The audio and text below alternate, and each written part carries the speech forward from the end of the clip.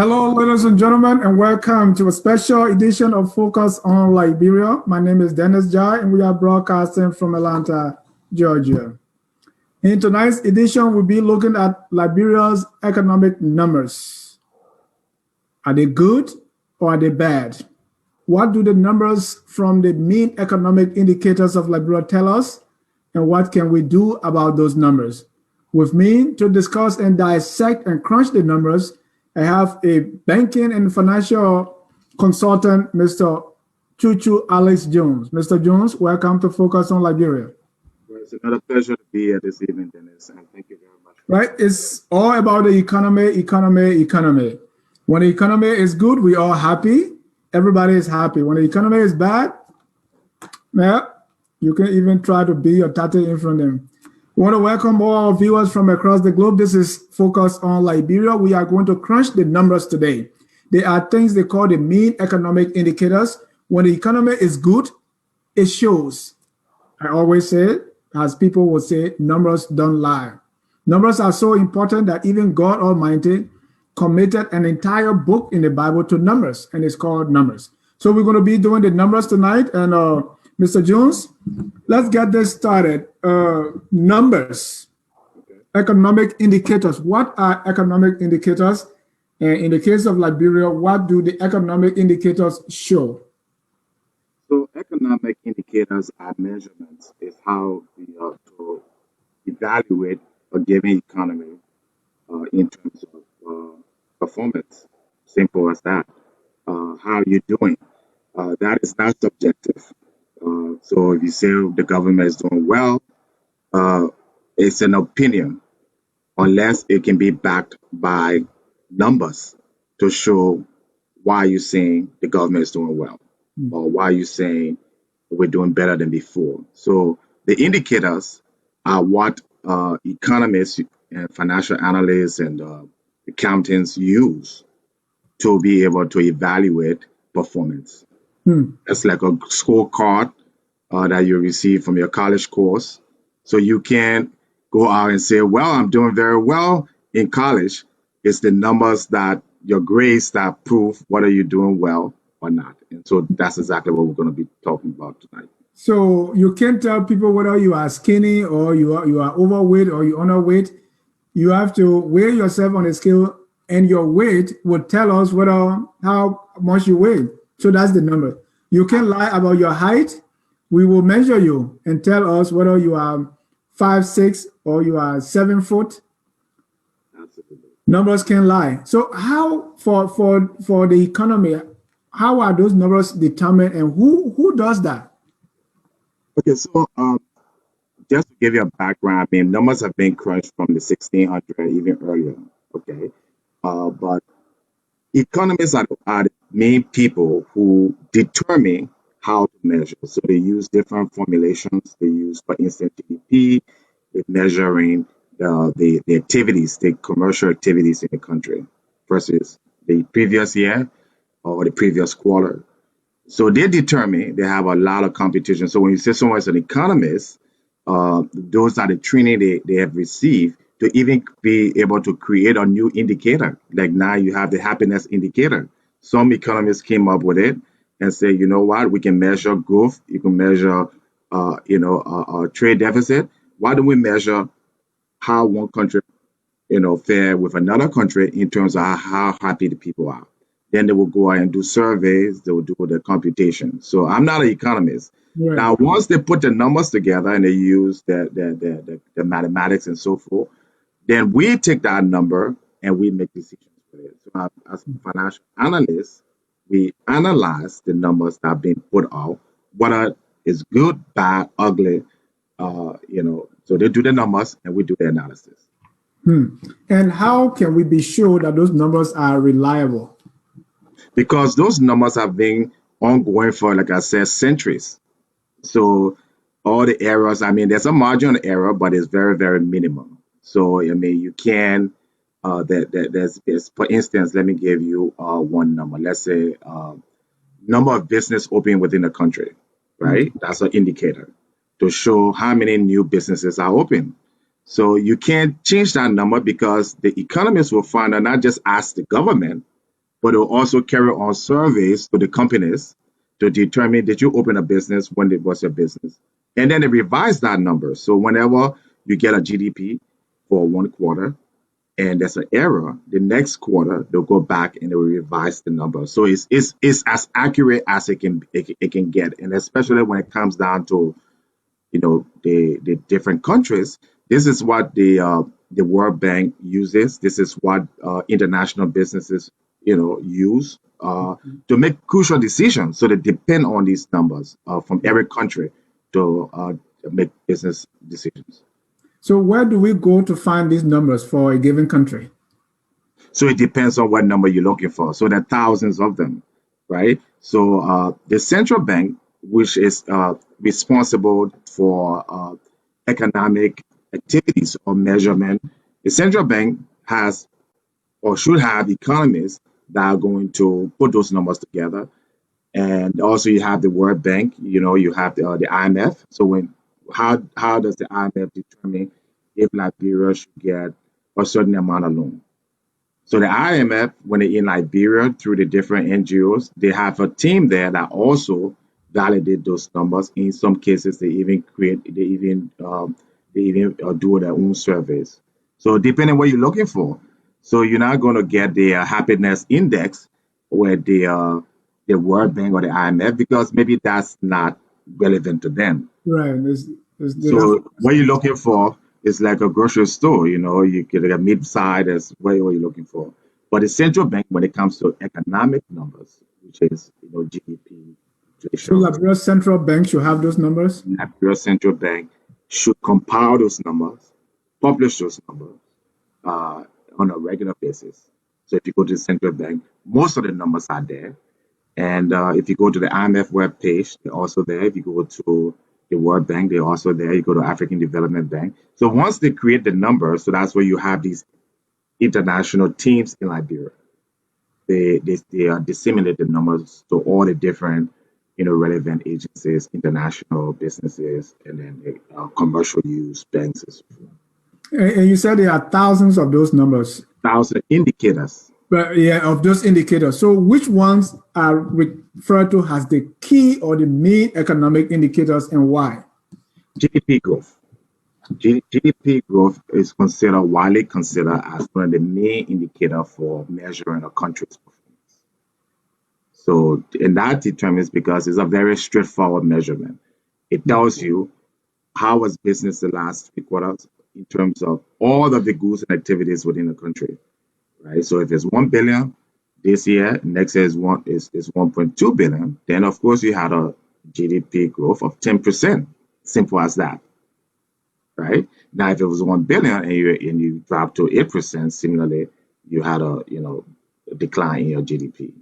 So GDP growth is one of the most used, easier, and kind of down and dirty number. You can look at a country and just look at the GDP growth, and you can determine how they're doing. The government has no control over it. There's no politics involved because it's verified through many stages.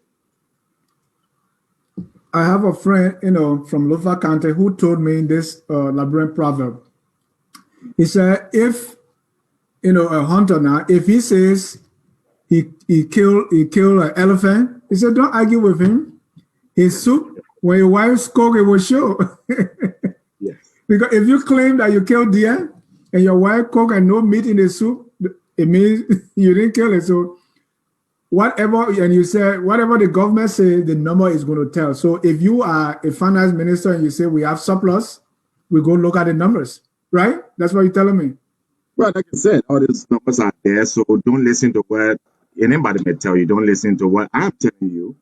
Go to the page. Look at what was Liberia's GDP, for instance, or inflation, which just means our prices going up. How fast our prices going up in terms of. Okay. Thank you. Ladies and gentlemen, if you are just joining us, this is Focus on Liberia. We are digging deeper into Liberia's economy, and we are looking at the numbers of the economic indicators.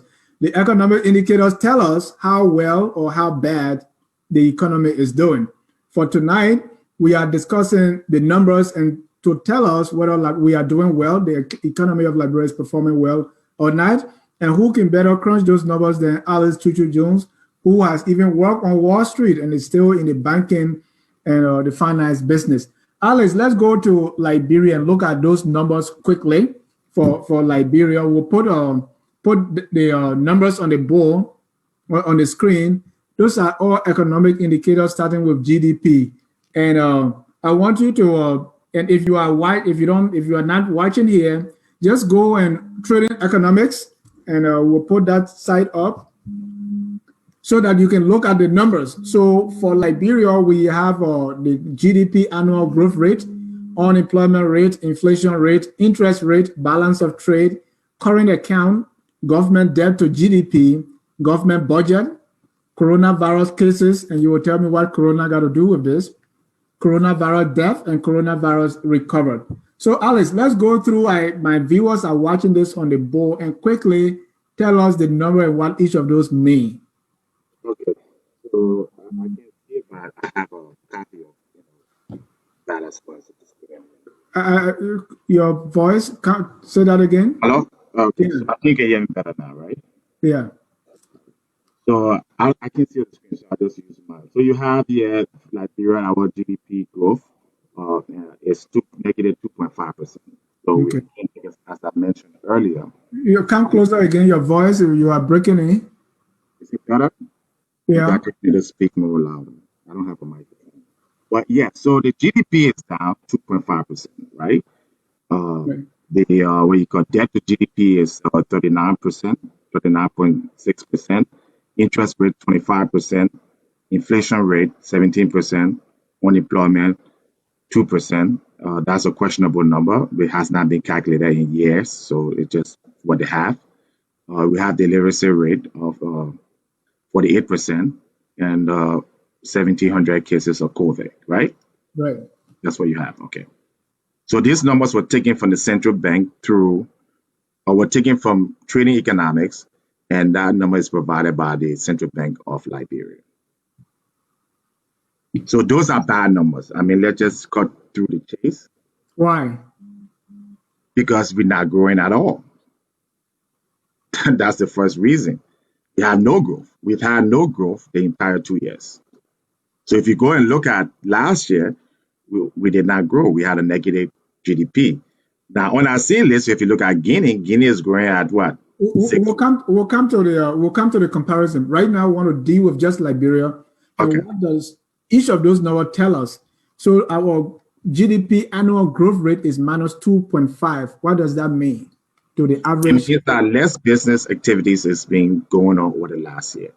Okay. It means people don't have confidence in the government. People or businesses are not spending.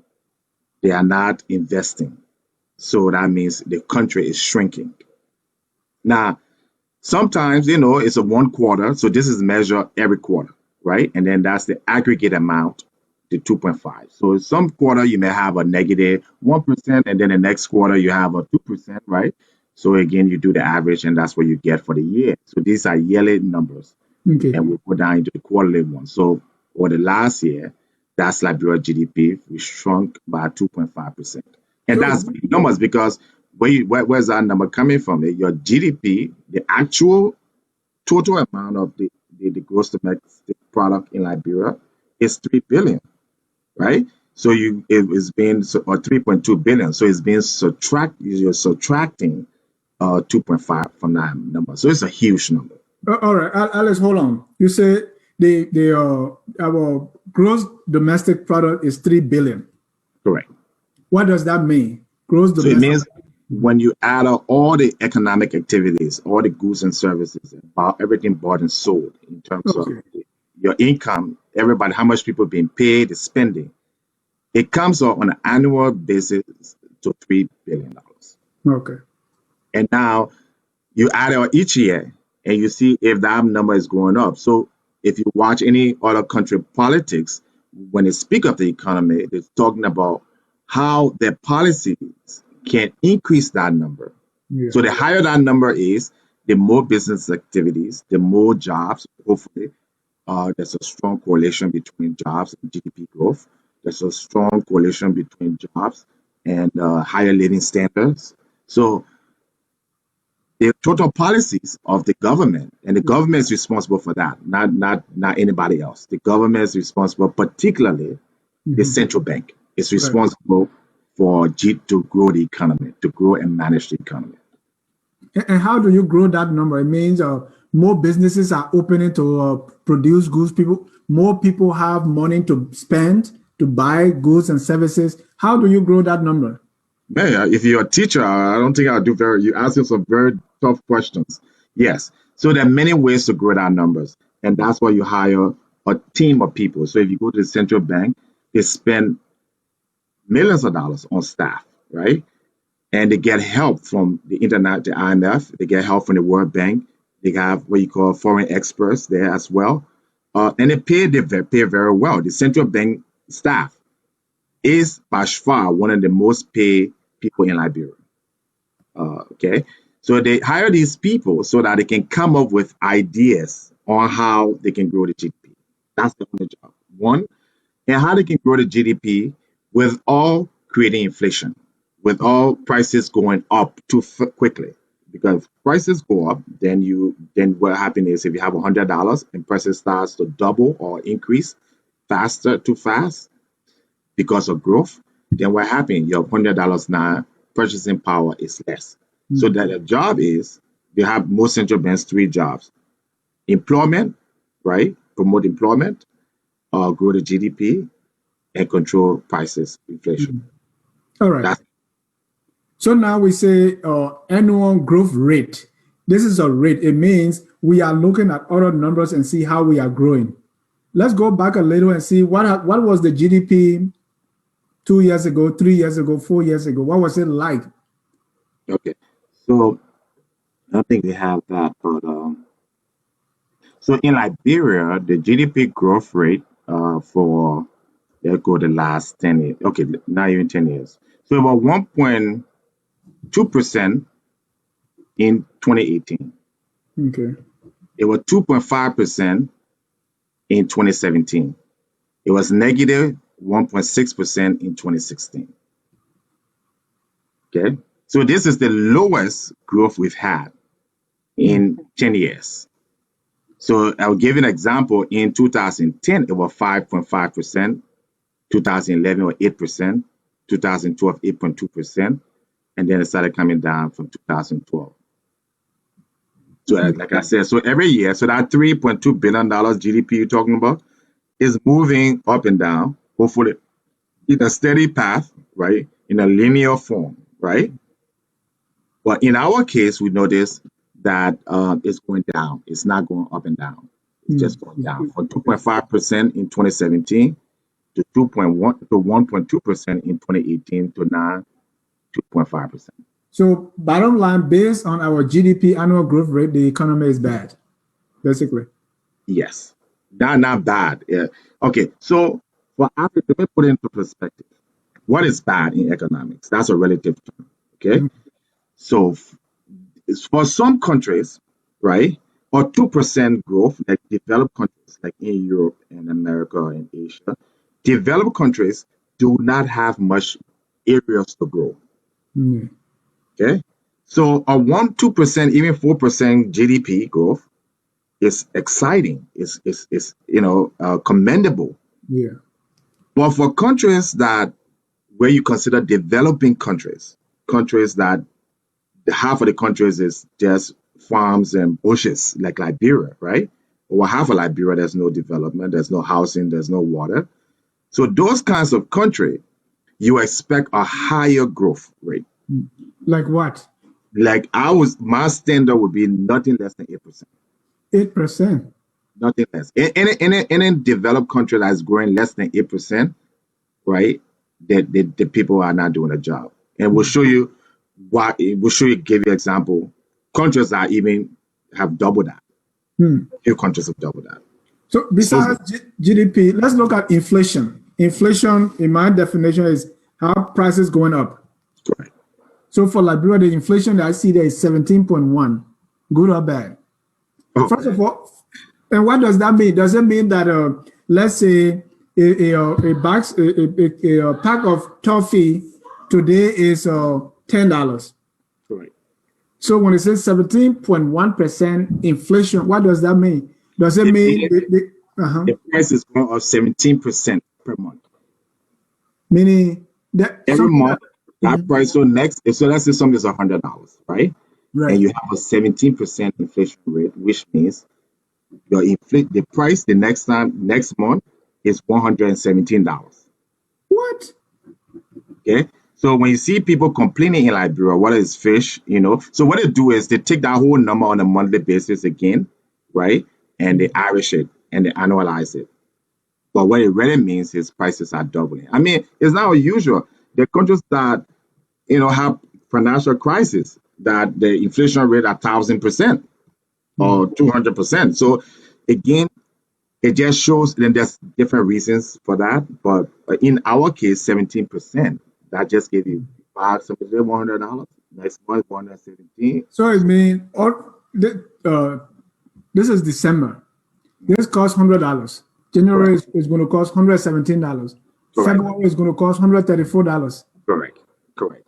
Correct. What? Yeah. Do we actually understand that this is what really inflation rate means? I don't know. Yeah. So then equally so, if you have $100 in the bank or on your mattress, right? So you're earning $100 a month, or you earn $1,000 a month. Right. Now that's how much the government pay you. The government is not increasing your pay every month or even every year. Correct. Correct. So your purchasing power now, because of that inflation rate, that 17% or 10%, whatever it is, Right. you have less money. If the government may as well be paying you $700, then the next month or the next 3 months, again, that is average of. So I mean, I don't want to make it seem that it's average, but it's calculated monthly average for the year. Okay. Okay. So and also, so if I'm paying $100 and I'm not getting raised 17% or even 10%, Correct. inflation is going up. So at the end of the day, that money, I don't have money to buy the things I want to buy. That's what they call Correct. purchasing power. So you're no longer able to buy the things you need because inflation is growing more than your income. Right. So that's why the central bank, that's why countries created central banks Okay. and created the finest people in economics and data analytics to go out and measure prices every month and see the change in prices, gasoline, food, bread, different things, right? And to see how fast these numbers are increasing. So if they're increasing 17% or 10%, 9%, then they have to slow that increase down. So they have to now have policies to slow it down. So when you Yeah. say policy, you can just get over the radio and say, today, nobody sell chicken feet above $5. Is that what you mean? No, Or that would be called price control, and that in most cases is frowned upon. Because okay. if you do that, the reason why people are increased, there's different reasons why people increase in the price. One could be because of the currency. So Right. if I'm selling something in Liberian dollar, or I have to buy in US dollar, or importing something in US dollar, and the exchange rate in our case again, which is another issue, is rapidly increasing or decreasing, then that may be the reason why I have to carry my price up by Yeah. 17% so that I can be able to repurchase that item. Okay. Another reason it could be because there's not enough sellers, so that's a demand inflation. So there are different kinds of inflation. Where in Liberia, where you have maybe a few people importing certain goods, like gasoline, for instance, right? So if only the president friend or the finance minister friend is the only person that's importing gasoline to Liberia, then you don't have a competitive price environment. So that person can sell, they can increase the price at any time, you know. So that could be another reason. So the policy that the central bank will do is to find out why prices are in. Exactly. And then if there's one person importing the gasoline, as in this example, then the government will come out and say, no, we need more people to Exactly. so let's give licenses, let's provide special loans to oil companies or anyone who wants to import gasoline. So that's the kind of policy you would take. You're not telling the man, don't increase Yeah. your price, but you counter it by good, Policy. fiscal policy, right? Well, You, You know this stuff, Alex. You know this stuff. Thank you. Yeah. Well, I've been doing it for 15 years, so that's Right. what I've been doing my life. I don't know many other things. Right. And don't mind me because this stuff I read about it too, and I take some college courses. So don't I think I'm know all, you good in math. I was I surprised. don't think I'm all that in. Oh, but you see, math and economics and finance, once you understand math, I'm not the brightest mathematics student. That's not my strong point. But if you're good in math, like the best economists, that's what they do is math. They do these calculus, they do Mhm. these equations that can determine and even project. Let's do two more. Then we go to then we compare. Okay, Interest rate. okay, good. That's the one I like. Interest rate is 25%. Okay, good. Good or bad? Back. Okay, so this interest rate, what does it relate to? Is it like when I go buy a house, like my mortgage, or when I go buy, or when I take in loan from the, where does the interest rate business come from? How is this applicable in Liberia where people are not owning mortgages? Or tell me about interest rate. So money is not free. What are you borrow the money? No money is free. Okay, Okay, so you have to pay a fee to use somebody's money. That's interest, right? right. Depending on your risk, right? If you're going to pay the person back or how the person got to run behind you, Hmm. that person charges an interest that is commensurate to your risk, right? So that's why you get higher interest rate means more risk, means not Exactly. many people again demand supply, not many people are lending. If not many people are lending, then of course the interest rates will go up. So you have banks in Liberia, if they're not lending money to people, to businesses, and only one bank has enough money to lend, then that bank can charge higher interest rates. But if he charges 17%, and this is just an example, and ask, Chu-Chu Alex Jones opening his bank, and he said, why are you paying 17%? I'll give the same loan for 12%. Then the other guy now is forced to bring his loan down, or else you'll be out of business. So in the case of Liberia, because we don't have one that competition, and we have a very, very dysfunctional central bank that don't understand interest rate on markets, right? And what the impact of interest rate. Let me stop you. You say you have a central bank that does not understand interest rate. Why would anybody be at a central bank who doesn't understand interest rate? I did accounting 003. I did economic 101, and I understand that. Why was But you don't anybody? understand it at the level of knowing the impact of it Okay. on economic activities or business growth or so forth. So understanding interest rate is one thing. How do you know, create lower interest rate is a whole nother thing. How do you use interest rate to target certain policy? That's a whole nother thing. So the experts, they spend 30 years and that's all they do, just interest rate. Wow. So interest rate is 25%. It means if you borrow money, if you borrow $100 from the bank, 1 month you're going to pay them back $125, That is correct. and that is Wow. supposed to, that is high. Exactly. Why is it supposed to Not the be highest in Africa. the highest in Africa? One of the highest in Africa. I think there are 3 or 4 African countries I can tell you. And I would think because there's more risk. Oh yeah, you explained that more risk, and then not many people offering that. Because if you give money to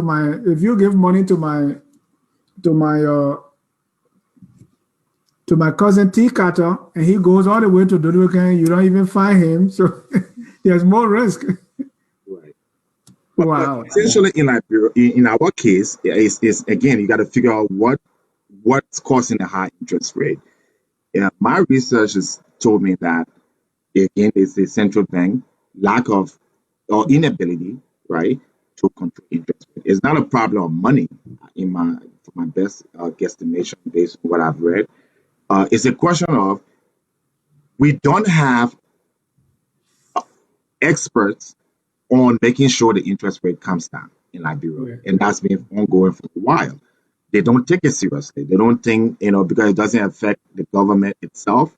It affect the people, it affect the businesses, right? We don't, like you say, we don't have mortgage in Liberia. We don't have uh, most of the things that are sensitive to interest rates. So, you know, I've never even heard any politician in Liberia talk about interest rates in my entire life. And I stand corrected. If you can find any clip or any politician talking about how high the interest rates, you know, I'll give you $100. All right, I would try. I would check because I need $100 to pay for Yeah, services here. But yeah, I would be very impressed yeah, if I heard any. Now it should be in the past, so they shouldn't go tomorrow and go talk about interest rates. And right. then, And you say any politician, so I would just call Ansuni to talk about it, and then boom, I get the $100. as soon as not a politician, it's a journalist, so you don't qualify. Yeah. So Yeah, in what they normally talk about, they talk about prices, they talk about salary, yeah. and then harmonization. That's a whole new thing. But let me ask about government debt to GDP ratio, because the debt is a big deal here, especially in the Right. USA. Now, Correct. And before we go there, I mentioned that Liberia has one of the highest interest yeah, rates in Africa. Yes, it's the second highest. Zimbabwe is 35%, Liberia is 25%. wow, Zimbabwe, And there are countries, what and you percent? know, yes, in the countries with the lowest interest rate, Cape Verde, 1%, Morocco, 1.5%, Seychelles, 3%, Chad, 3%, Botswana, 3.7%, Ivory Coast, 4%, Mali, 4%. Oh wow. Okay. Okay, So let's government get this. debt to GDP. Okay. So what it means is that, I mean, that's another straightforward number. That number is important, but that's the only, to me, I always thought that was the only number where Liberia is not doing too bad, you know, because Because they're waiving our debt, maybe. not just that, again, because again, the central bank does not utilize that number to borrow or create money, right? Mhm. So the supply of money is controlled by the central bank, how much money is in circulation. And the central bank should use that money or create that money, right, to lend to the government, to lend to other banks, okay? And then, so wherever the government debt is, right? Mhm. So for instance, so if the central bank created $500 million, right, and the government say, okay, we needed to borrow, 500 million because we need to do X, Y, Z projects and whatever, we pay that money back. So what happened? The government debt, right, has just increased by 500 million.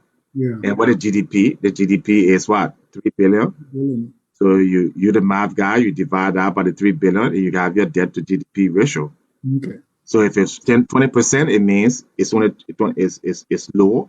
If it's 50%, that means, so if we had a 1.5 billion debt, then we'll have a 50% debt to GDP. Yeah. Okay. Very straightforward. Agatha Shelley says Sir Joseph discussed interest rate on Spoon TV. Brev did Noah said Darius DeLong spoke of it the last time. I'm beginning to think that they are talking about interest rate. Say that there are people speaking about it. Not discussing, right? Yeah, I think. And now say I mean, tell me our interest rate is high. Tell me what interest rate is. Discussing something and just talking about something, I think it's two different things. But I'm talking about, because that's one of the most important things, like the way you decided to ask those questions about interest rate. What does it mean? We have a 25% interest rate or 70% interest rate. What implication of it, and how do we break that number down to compare to Seychelles or Mali? That's what a discussion would be. Hold a press conference, and just talk about interest rates and how Liberian interest rate Oh, is. don't move the goalpost. You say anybody talking about it. So I'll go to those clips. I will go to these clips when I find you gave me $100, but I yeah, want to be you give me $100. You're not moving the goalpost. All right. So, Dwight, Jimmy Eastman said, with interest rate at the level, it means you have to generate a profit of greater than 25%, which is ambitious. Absolutely.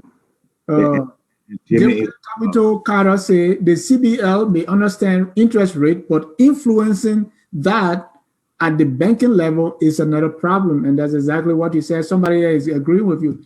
Remember I told you know this stuff? This guy agree with you. Understanding something just that everybody will understand I can buy stock. Okay? So most of my life I've been an independent trader. So I have to buy and sell stocks, options, bonds, all those things. Somebody can go and buy a stock. Does that mean they understand the mechanism? Does that mean they understand, call options and derivatives and all the different? No. You just know about something. It's just the way you have a car doesn't mean you're a mechanic. You know a carburetor or fuel injector. You don't have to at the central bank that understand interest rate. And I'll put another challenge on that. If you can find someone in Liberia who can articulate interest rates, the effects of it on the economy, and how to bring it down, you get another $100. Okay, that's $200. Here at Focus on Liberia, our monthly, we really want to have these programs in Liberia, and we need $100 monthly to do that, to pay the radio station in Liberia to do that. So right now, I'm thinking with the $200, if I can get that, we have our show running for at least 2 months in Liberia. I was supposed to start selling my share in my time to pay all my debt before my GDP. You're right, your debt to GDP ratio may go. But no, it's something I'm passionate about, and it's something that we really want in the public domain to discuss the issues. Yeah. We're always saying, the government is not doing nothing or prices are high. Yes, that's one step, but why? Why? Somebody is answering why. Agatha Shelley say, Mr. Host, how will Liberia GDP grow when the opposition, the keyword, when the opposition or the person scaring investors to come in the country? How can we see people, how can we as a people handle this situation? Agatha is saying the reason GDP is not growing because the opposition is scaring people away. So people are not coming to invest. And I heard too, and some people make that argument. That is not a economic or financial argument, because as a matter of fact, right, investors go where there are higher returns. So Congo or Mali, for instance, where they have just had a coup, and Nigeria, for instance, where you have the SARS, and investors don't care or give a damn about where they go and make the highest return. Mm-hmm. So whether your opposition is making noise or not, if I need to come to Liberia to have opportunity that will get me a 50% return, the opposition hadn't stopped Metal Steel from going to Liberia or Firestone or Celcom or Orange. So no, that argument doesn't hold any economic sense. Now, you can say no. To add to that,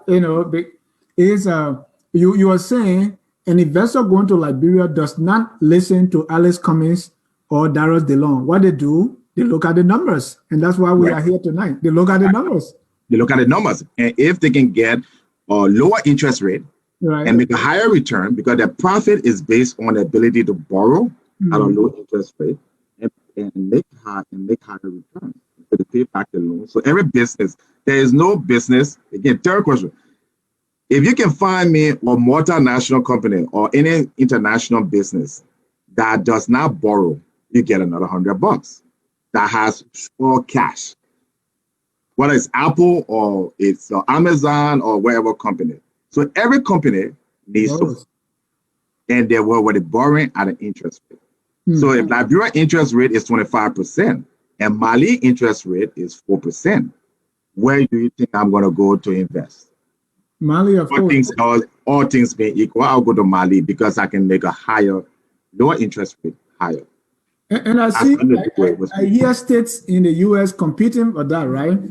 They say, well, come to our state. We have a better interest rate, or we have better conditions for businesses. Or loans or opportunities. So what state would do is they have programs, right? That they will tell you, they will give you tax money, right? For you to come into the state. Like remember Amazon wanted to go to New York, and all the city mayors were competing for Amazon to open a second headquarters in their city. So Liberia should be the same way out there. Also, our information minister, our foreign affairs minister, that's their job. That should be their job. Right. Our senators, they should be out there and saying, no, Liberia has one of the lowest interest rates. Why don't you come? Why don't you invest it? You make money, and showing them. You don't even have to show them. But if you are information minister and you don't mention anything attractive, and you saying that because the opposition is talking politics, so that's why you there's no business opportunity or business growth, they will look at you like like your figurehead. Yeah. Because that has never affected any business from going to a country. Now, war may, insecurity and stuff like that, but not because of democracy. Right. Right. Dwight Dogba say ELBS TV radio needs to have a daily or a weekly program highlighting an overview of the Liberian economy. At this rate, about 75% of Liberians don't know the strength of their economy. So, Dwight, what you were saying is simply if ELBC cannot do it, just focus on Liberia in Monrovia, and they will be educated. Because this is the only place where we educate, we elevate, and promote all things Liberia. And we have put the number on the board. Please call to take part. Elliston, he's the only financial guy. So call and let's crunch the numbers. Because as some no, Dennis, I don't think I'm the only. I just think I'm the best. Yeah, and they say where there are no dishes, the Calabar can bring morale. So. I'm just kidding. You're gonna call me arrogant. No, we all just kidding. We're trying to relax it. I used to be a math teacher and I presented in a way that people really understood and they enjoy it. Right. That's why in the refugee land, they used to call me the best math teacher in West Africa. That was flattering, but I used to grow wings hearing that too. I was young though. So that will follow your footsteps. I think I'm the best financial analyst in Liberia. So. All right. All right. So if you want to join, please call us. And let's go to the next. And because you're talking all these numbers about Liberia, so it makes me to think that Liberian economy is so bad.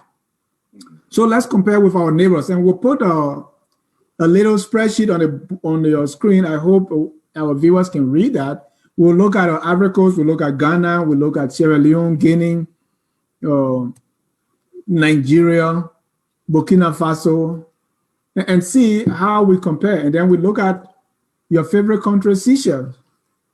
So we have Liberia, annual GDP growth rate is on the board now. For Liberia, it's minus 2.5. For Guinea, is 6.3. For Ghana, is minus 1.0. Hey, we're all in negative. Okay. Burkina Faso, minus 8.6. Rwanda, people talk about Rwanda. Rwanda is minus 3.6. Liberia is minus 2.5. Mozambique, minus 1.09. Seychelles, minus 17%. Whoo, go Liberia. So it's not better than that, you think? So what do you think? These are the numbers. Sierra Leone is 5.0. So with Liberia being minus 2.5, and I see Ghana is minus 1.0, it means we're not doing that bad. No, we are. Again, it comes back to the understanding of the number. Okay. So if you see, so let's take any country from there. Let's take, I see they mentioned Guinea with 6. Let's go to Rwanda. Right? Okay, Rwanda is minus 3.6. Okay, good. So yes, now again, like I said, there's reason behind why GDP or inflation or any other indicator may rise and fall. In the case of Rwanda, it's clearly the coronavirus. In the case of Liberia, it's not. Why? Okay. Because Rwanda, before the coronavirus, I will tell you what the GDP was, and I will tell you what Liberia GDP was before the coronavirus, and then you can make your assessment. Not only that, if you look at the quarterly increase in Rwanda quarterly GDP, you'll find out that they may fall 17%, but then the next quarter they will come back and be 20%. See the difference?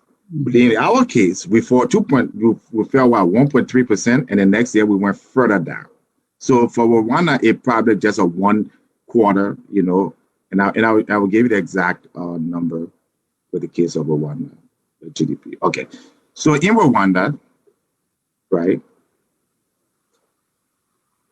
for the last, let's say 3 years. Okay. Rwanda GDP was 6% in 2019. Okay. And then the quality, it dropped 0.7% the first quarter, 1% the second quarter, negative 4.2% and 10% in July.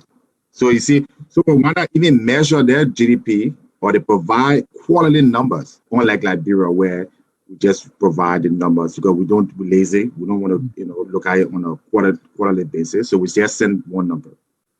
In the case of Rwanda, they were up for most quarters. Only 2 quarters they dropped. So when you average that number, that's why they add 6% negative. So for this quarter, I'm seeing a 10.8%. Rwanda GDP is up for the quarter, 10.8%. Wow. It just tells you it's tied directly to the coronavirus. And if you go to Spain, if you come to America, I think the GDP in America dropped 30% one quarter. And then I think last week it was up 32.something%. So that's just a blip. That's not a trend.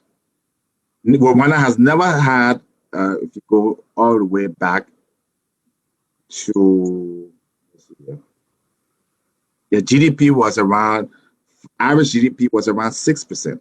That means for the last 10 years, Rwanda has been growing between, 2% and 9%, with the average of around 6%, 5-6%.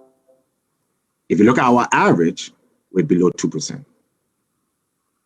So that's another reason why, with the case of Rwanda dropping one quarter, and if you even go to in July of 2019, Rwanda GDP were up 12.3%.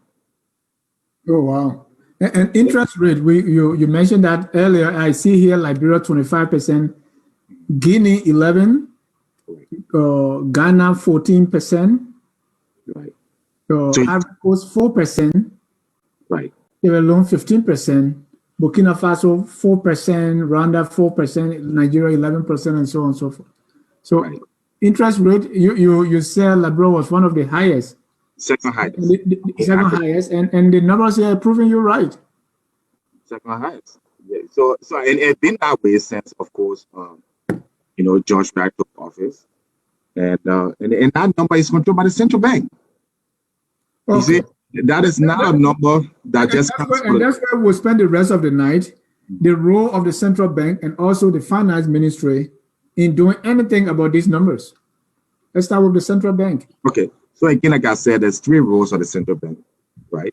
And the central bank has the most resources in the country, more than any other agency. They have the most independence. So the central bank can say, Dave Jack can't work for us tomorrow. They don't even need to go to the president. They can bring anybody from anywhere in the world to work for them. Okay. And in fact, in the case of England, they had a central bank governor who was a Canadian that came there. America had one of the Federal Reserve Governor Fisher, who is he's from Zimbabwe. He was born in Zimbabwe. Stan Fisher.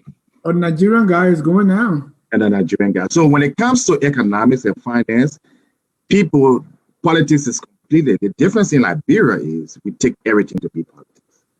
So kind of we shoot ourselves in the foot and we even know it, because if you destroy the economy as a government, you're done. But if the economy is doing well, you can make political mistakes. Right. So the central bank is responsible for what? Employment. They're responsible for controlling inflation, and they're responsible for the GDP growth. And in all 3 of those areas, Liberia is either the worst or in the top 5 worst country in Africa in the last 3 years. Now, you can't sugarcoat it. So you're telling me coming from the Southeast shouldn't be your criteria for being a central bank governor? Well, if you want to be the worst in the whole, I mean, Africa got bad countries. I mean, you got countries like Chad, Mali, if Liberia can beat Mali in GDP growth or lower interest rate, the country that just had a coup, you got countries like, Congo, where there's still armed insurrection. You got countries like Central African Republic. You got bad countries in Africa. And all of those countries, Liberia can have one indicator that's better than any one of those countries. And someone told me the literacy rate has a big thing to do with it too. I disagree. when it comes to economic, you first of all, you have the resources. Just like a company can go out and hire anybody, right? And companies are working for Coca-Cola in executive position. Did Coca-Cola care what country he was born in, or what country, or what his accent? No. All the company cares about is you have a job to do, you can do it. So our central bank can do the same thing. If you're a central bank governor, your first job is to hire the best people from anywhere, especially if they're in the country. So you may have illiterate people or financially illiterate people in the central bank in Liberia, but that does not stop you from going out and bringing people who are financially illiterate. So that's your decision. So if the numbers are down, what's the excuse? And not down for 1 quarter, like you said in Rwanda. That's a 1 quarter thing, 2 quarters. By the end of this year, Rwanda will be growing 18, 19%. The average, what you call, growth will be higher. In the case of Liberia, if you go to the IMF website, our projected growth for the next 2 years is still around less than 2%. So IMF puts a number for even the future. They've already written your future and tell you, no matter what you do, you'll be the second worst or third worst economic country in Africa. All right. Then since you call IMF, I saw posting that, hey, the IMF is giving us money. This means our economy is doing well. People are having confidence in us, and they are giving us free money. So if the IMF give us money, does that mean that we're doing well? No, first of all, you got to understand what the IMF job is. So the IMF, right, is an organization to promote trade, right? Global trade. The IMF is not giving you money because they like you or because, you're doing well. The IMF is giving out, in the case, just this year alone, right? I'm reading from the IMF, over $1 trillion, the total amount of IMF of fund that's available. All right. And currently they lend to 34 countries. They have about 190 countries at the IMF.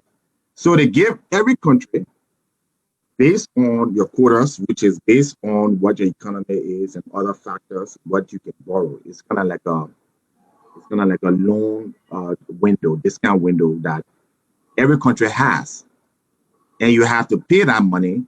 So it's not free money. IMF does not, give grants. They give loan. The only time the IMF recently, they're waiving some of the interest and so forth because of coronavirus.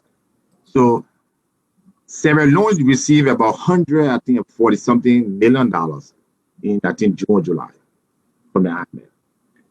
Because Sierra Leone has, the drawing rights, the amount of the credit, they put it that way, like the amount they can take from the IMF is much greater.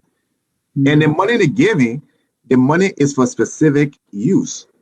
So, for instance, where you have Firestone in Liberia, right? For Firestone to continue the operations, right? They need to have access to foreign exchange. They need to have, they need to have a letter of credits and different things. So the IMF is facilitating that. So that's not money they're giving to Liberia, first of all. That's money that's available at the central bank to help trade. And they give that money they tell you to do certain things, and if you do them, then they feel much comfortable and say, okay, we'll give you this amount of money. They monitor that money, but it does not really help. It's not that you deserve it or you don't deserve it. As part of it's like a susu, put it that way. The IMF is like a big susu. And every country is a part of that susu. And every month you pay a certain amount or whatever the criteria are. And then you get to take the money when your time reaches. That's what it is. Is that a loan or is it free? IMF does not give. Traditionally, they began giving. So on an alien, I think 2014, 15, they extended $100 million, and they weren't sure somehow whether it was a loan or a grant. They still don't know what it was, but they got embarrassed because they couldn't justify if it was a grant. The money's still not clear what happened to it, but they gave loans, not a grant. World Bank gives grant for programs, and the World Bank programs may be for different, like for instance, microfinance. They can give a certain amount of with to help microfinance and small businesses, school, um, you know, healthcare and things like that. So there's nothing to boast of. Every country gets it. Every country is entitled to it. It depending on the amount you get. I think Ghana get hundreds of millions of dollars. Every country. So it's nothing to. It does not. It's no indication that you're doing good economically. It just means that you met a certain requirement, and Just you like can read it. It's there. I don't know why we don't like to read. They will tell you what that money is. one number I didn't ask about is government budget. The government budget in Liberia, and that's percent of GDP. In Liberia is minus 5.7. There's a lot of budget talk in Liberia. So I want you to explain this number and how that is connected to the finance ministry. So the finance ministry is the one who prepares the budget, and the budget is based on, and then that's the only thing the finance ministry talked about. And one of the solutions I want to throw out tonight, our finance ministry will need to be reformed because the structure of the finance ministry doesn't work in today's world. So the finance ministry has no deputy minister for investment, okay, which we should have. We have no department, right, that handles, I would say, that targets businesses or regulates businesses. Maybe But we have that's why we have NIC, the National Investment Commission. Should that be the work? no, but the National Investment Commission is mostly for external investment, foreign direct investment. Okay. Well, I'm talking about within the finance ministry. So the government makes a budget of 520 million. How much of that money is actually used to generate more money? Now, you know that number? Zero. So other countries' finance ministry, let me give you an example. So Nigeria has a sovereign wealth fund. What a sovereign wealth fund is. And I actually knew the guy who ran it for a while. He had Credit Suisse. And he got the job to go and run Nigeria Sovereign Wealth Fund. And what it is they decided, again, Sanusi, one of the best central banks, because in Africa, I mean, no longer there any longer. But they decided to take some of the government budget from oil revenue and put it aside and hire investment professionals to invest that money into different things, international, local industries. Norway does it, Singapore, Rwanda. In fact, there was a guy who called TM. He was the former CEO from Ivory Coast for Credit Suisse. And Paul Kagame just recruited him to go to Rwanda and work with the central bank for investment and business investment. So our finance ministry don't have any investment. The only thing they talk about is budget. And when I hear a finance minister talking about budget, it's like a principal talking about math, right? Your principal is not going to be talking about your curriculum in math or science. Your principal has other bigger things to do, bring new teachers, right? The budget is just a one small tiny area of the finance ministry. So you have deputy minister for fiscal affairs, for economic affairs. Those things are more crucial than the budget. But because they're limited, right? And you can go to the organizational chart. I think I sent you it, and you'll see that's all they do all day. They wait for the budget, and the budget is just a spreadsheet of projection. You can get high school kids in America. They can take that number and put it together. So what's all this talk about? What you need to be talking about is how to increase the budget from 500 million to 2 billion. What you should be talking about is how to reduce the cost, right? The non-essential cost, the cost that is not the recurring part of the budget, because most of the budget just goes on and on. It's not a one-time investment or something. So again, the finance ministry. Now we see here, that if George Weah does not fire Samuel Tuer, it will be a disaster. I thought Amara Kone was the worst finance minister in Liberian history, but Samuel Tuer wears the crown. He's done nothing tangible or that makes sense. Okay, so one of my recommendations would be Nobody should become finance minister in Liberia. We're all going through, a process. There should be a public process before you select a finance minister. There should be names of people who have that kind of background, right? Uh, then those people should go for like an interview, and they should face the public, and they should be able to come on air and be able to tell what they're going to do and how long. My second recommendation: nobody should be finance minister for more than 9 or 12 months. It's not somewhere you go and you stay, because if you're a good finance minister, you should be able to run a bank. You should be able to start a company. If you just stay there and then when they move you from finance minister, that's the end of it. Like we know our previous finance ministers all sitting around now waiting for the next government to come in. Because you are a finance person. If you can't make money somehow other than being government, then you're not good enough. Because if you're good enough, you can open a trading account and trade bonds. If you're good enough, you can start a business. So that's the problem we have. We have very weak, non-business, non-financial individuals running the Ministry of Finance. So two recommendations. One, you shouldn't be there for more than a year. Anybody, whether you're doing a good job or not, bring new ideas in. And two, you should reform it so that it focuses on programs like employment too. Like there should be a deputy minister for finance for employment, for cash transfer. I'll give you a story. Uruguay in South America was one of the poorest countries in the 80s. Today is one of the richest countries in South America. They even went to the extent they reduced poverty by issuing over $100 million cash transfer to people. All you had to do is you had to send your kids to school, and the government would give you a stipend. And today, Uruguay is one of the richest countries in South America.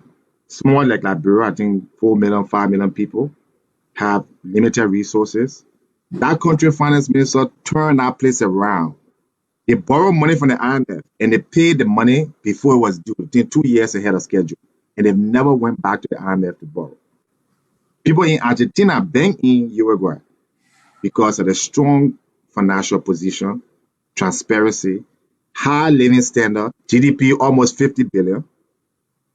Go look it up. Uruguay. GDP is almost 50 billion with less than 10 million people. That's a finance minister I want to hear talking. And we don't have, unfortunately, we have people, but they're not into politics. They will never be into politics, and you need that era to be by professional financial expert, not by politicians. Yeah, of that sad story now that even outside government, only the noise makers get the attention. Yeah. If you are saying something with sense, you sound boring. But Alex, this has been a very exciting night. I enjoy it. I learned something new, and I must say thank you for your time. We're going to continue this periodically. In fact, Saturday at 3 p.m. we continue on the FWell Marketplace, where we discuss nothing but finance, economics, and business. Then on Sunday, guess what? Sam Jackson, economist Sam Jackson, will be joining me on Sunday prime time to talk economics, especially going to Liberia after he's been here for a while.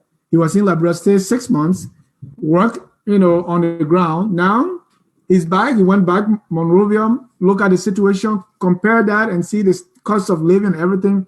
He's on his way right now. He's in Johannesburg, and he's going to be joining Focus on Liberia from South Africa. That's Sunday at 6 p.m. Eastern. You don't want to miss it. So, Alex, we are about to draw down our curtains.